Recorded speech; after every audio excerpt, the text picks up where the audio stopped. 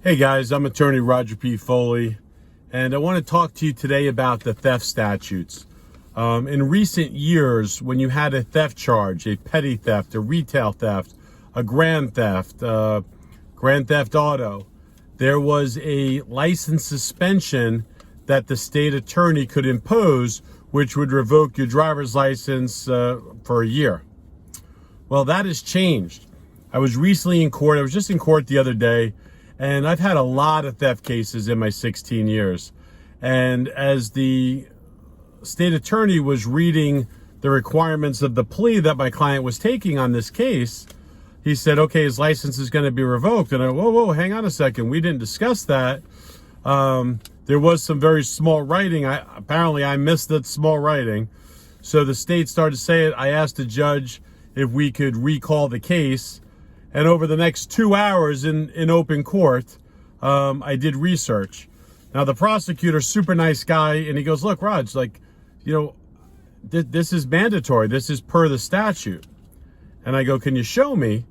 And he started to look. He couldn't find it. I said, yeah, brother, I can't accept the plea.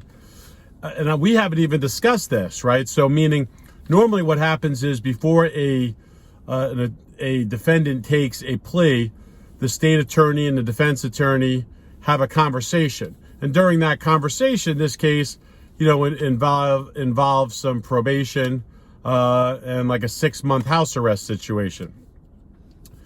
So there was nothing mentioned with this prosecutor or the prior prosecutor about a driver's license revocation. So it came to me as a shock when I'm standing next to my client, and then the prosecutor says, oh, by the way, there's a 1-year license revocation.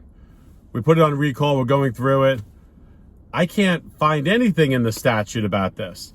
So, and just so you know, the statutes we're talking about is 812.014 and then 812.0155 and then 322.055. So I'm trying to Google in the courtroom. Pretty difficult to do on my iPhone. And I found one website of an attorney, I'm not sure, somewhere in Florida, nice guy, on his website mentioning that there was going to be a change or there had been a change.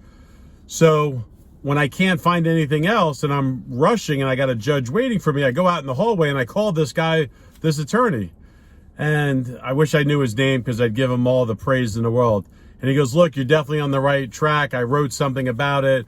I don't know what the legislative notes say or what exactly where the law change was and when, but you're on the right track.